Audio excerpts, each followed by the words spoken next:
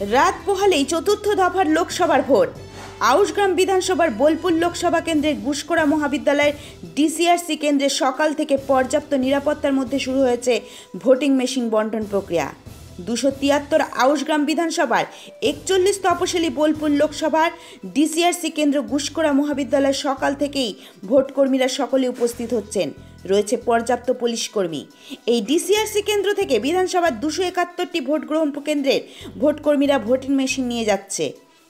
গুসকরা পৌরসভার 16টি ভোট গ্রহণ কেন্দ্রে মহিলা পরিচালিত ভোট কেন্দ্র হবে বলে জানা গেছে।